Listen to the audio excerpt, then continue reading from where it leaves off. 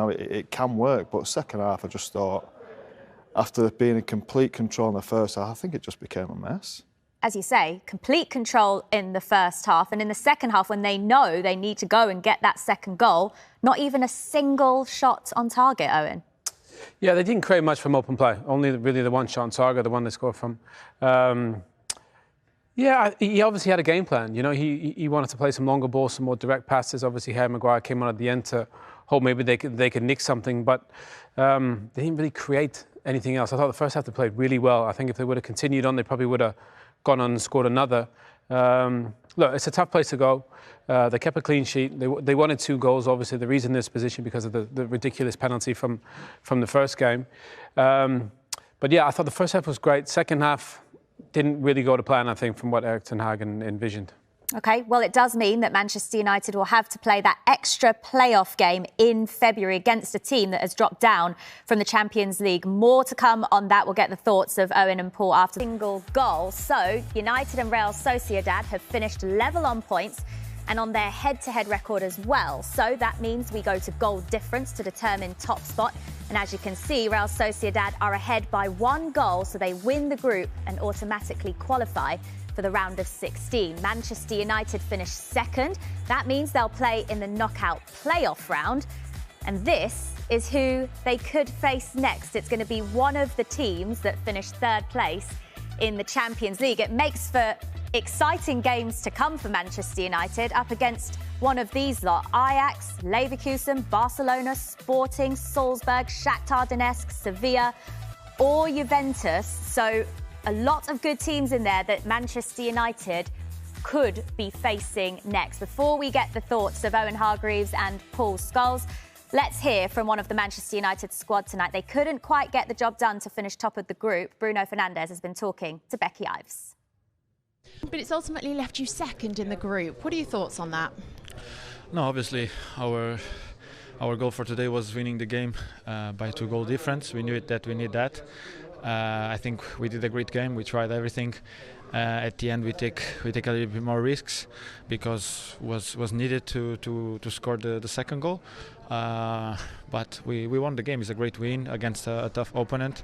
Obviously, as I said before, is not the top of the group. That what was our goal for before the game, but it's always a win. You said there was pressure at the end, but before that, you were limited to shots in that second half. Is there anything that perhaps you would have done differently? No, we knew that we had to take more risks in the second half if we need a goal. We did that. Obviously, we knew that they could get more chances because we had less people defending. We had to take the risk to have more people in front to try to score the goals. It was what we did. We didn't concede, so another clean sheet that is really important for us.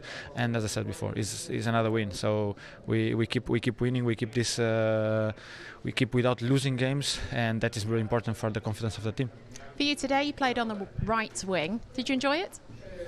I play wherever the coach needs me to play. Obviously, it's not my position, but I try my best to help the team, to be involved in the way that I can be helpful for the team. There was a goal tonight, Alejandro Garnacho. How good was he? No, he was good, but he knows that we expect a lot from him. Obviously, still really young. He's doing really well.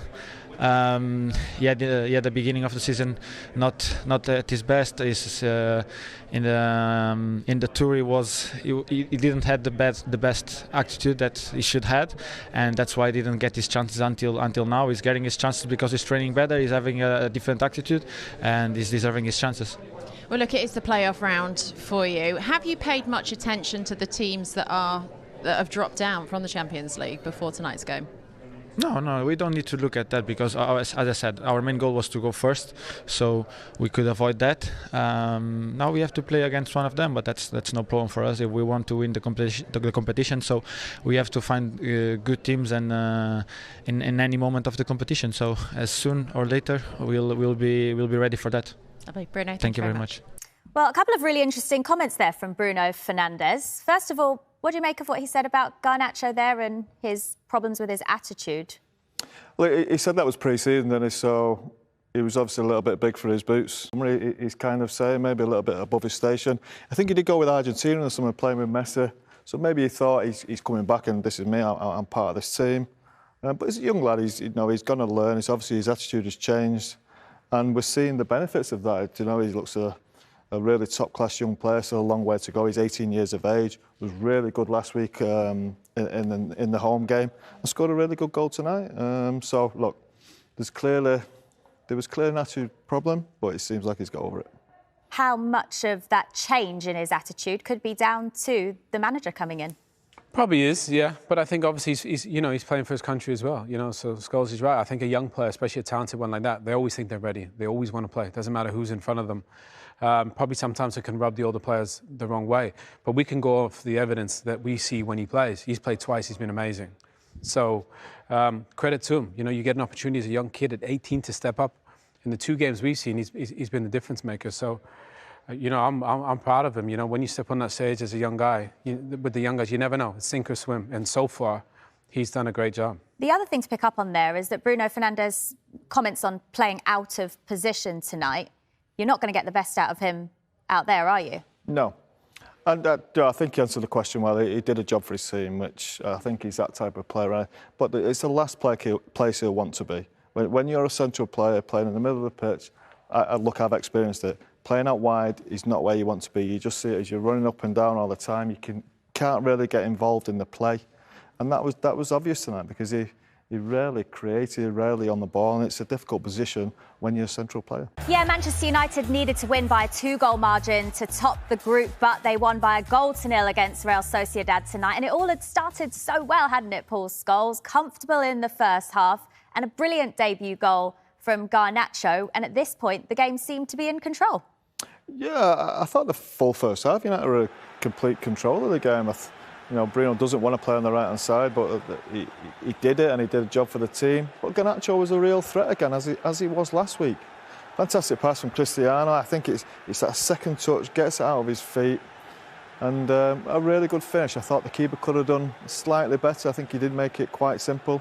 But great movement, again. I'm Garnacho right back as well. Looks a little bit tired, let's say.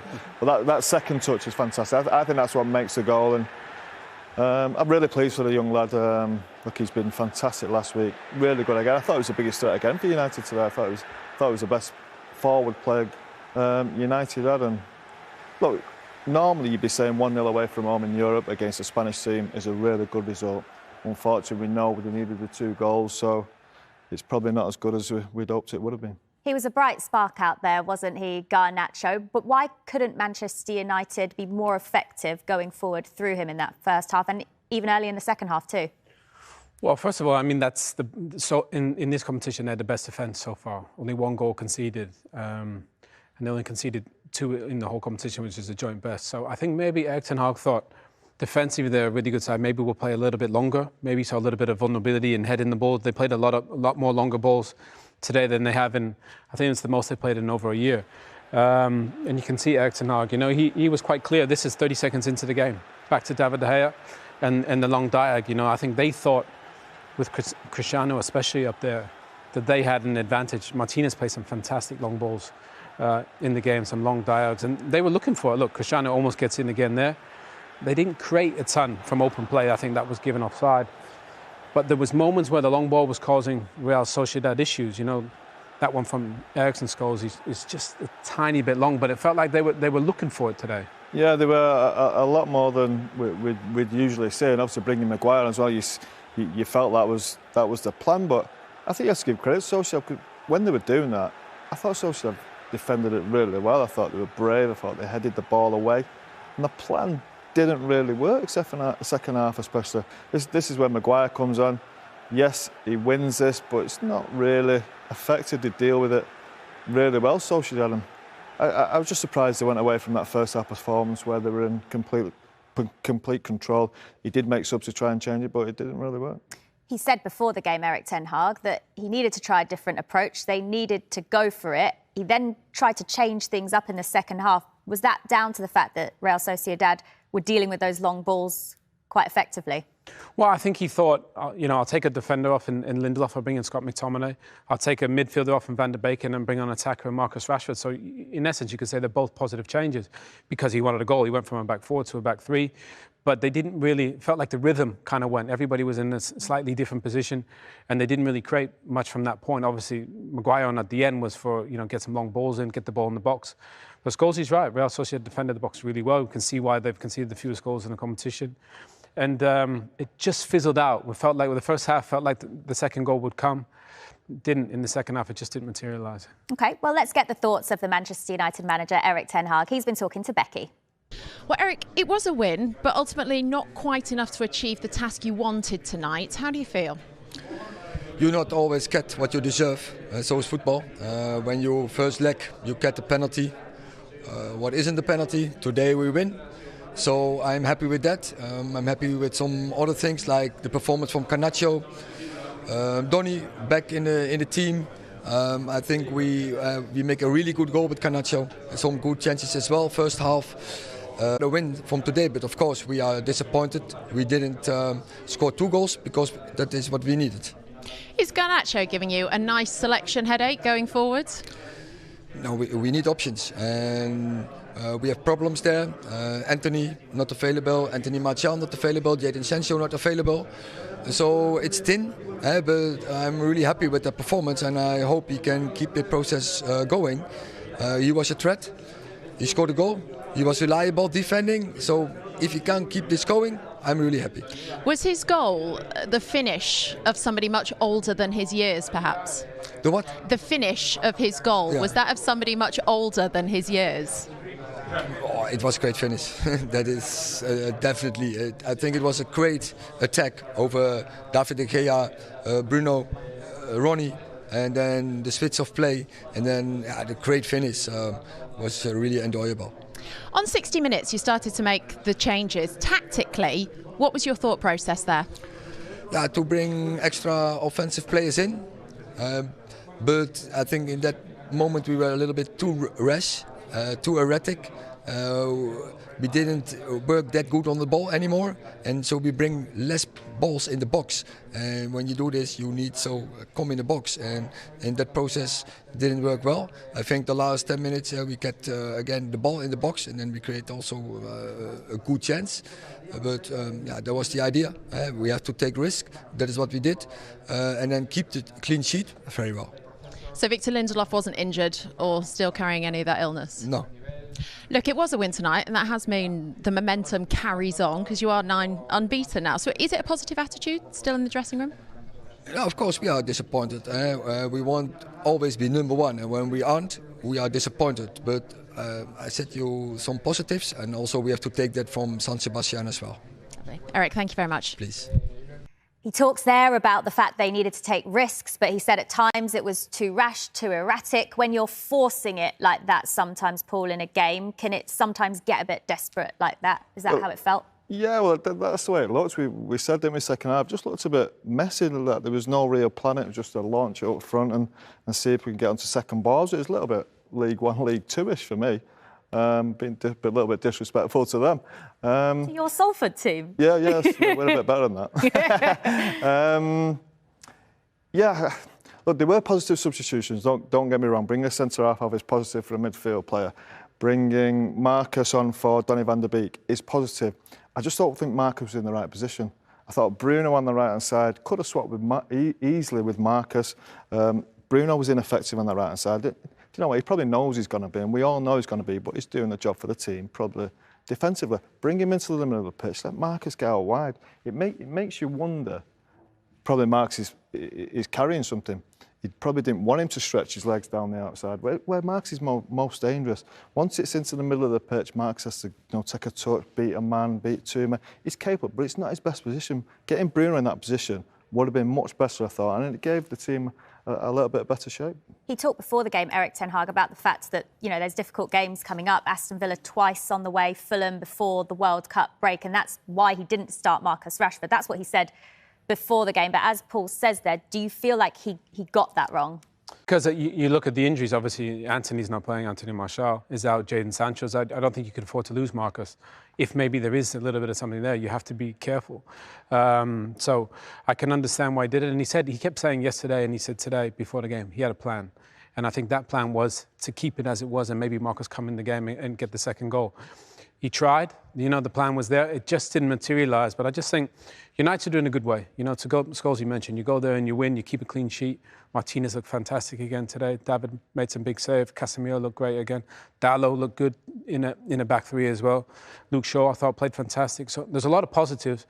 They just didn't really create enough going forward like you probably would have anticipated. But Garnacho, again, was fantastic. Yeah, very special night for him. But Manchester United do finish second in the group, which means they do have this extra knockout playoff round to play in February. 2 matches to play on the 16th and the 23rd. Because Manchester United are seeded, it means they get the home game in the second leg. But let's take a look at the teams that they could face. And the draw is coming up on Monday, so Man United will find out their fate then. There's some big teams in here, Paul. Who do you want to avoid?